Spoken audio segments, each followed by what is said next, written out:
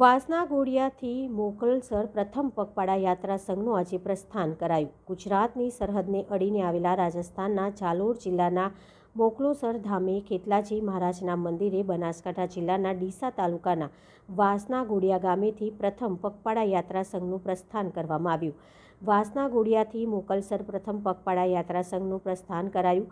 ડીસા તાલુકાના વાસના ઘોડિયા ગામેથી સમસ્ત પરમાર પરિવાર માળી સમાજનું શ્રી ખેતલાજી મહારાજનું સ્વ ભીમાજી ધોડાજીના ઘરેથી પ્રથમ સંઘનું પ્રસ્થાન કરવામાં આવ્યું, જેમાં અર્બુદા સાઉન્ડના સથવારે સંતોષી ઘોડિયા સ્વ ભીમાજી ધોડાજી પરમારના ઘરેથી નવા ઘોડિયા સુધી શોભા યાત્રા નીકળવામાં આવી હતી। શોભાયાત્રામાં ભાવિ ભક્તો સાઉન્ડના સથવારે ઝૂમી ઉઠ્યા હતા। આજે વાસના ઘોડિયા માળી સમાજના લોકો મોટી સંખ્યામાં પધારી સંઘનું પ્રસ્થાન કરાવેલ અને સમસ્ત પરમાર પરિવારમાં માળી સમાજ તથા ગ્રામજનો મોટી સંખ્યામાં જોડાયા હતા અને સંઘનું પ્રસ્થાન થયું હતું।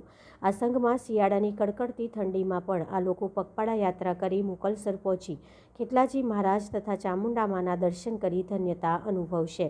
રિપોર્ટર ભરત ઠક્કર, ડીસા, બનાસકાંઠા।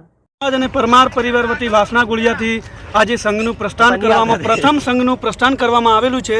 તો આ સંઘની અંદર બહોળી સંખ્યાની અંદર અમારા માળી સમાજ પરમાર પરિવારના ઘણા બધા ભાવિ ભક્તો જોડાણા છે અને માતાજીની અસીમ કૃપાથી આ સંઘ સહી સલામત આપણે મોકલસર મુકામે જાલોર નગરીમાંથી આપણે સહી સલામત પહોંચવાનું છે અને ત્યાંથી આપણે સહી સલામત રાજી ખુશી માતાજીની કૃપાથી પરત પણ આવવાનું છે।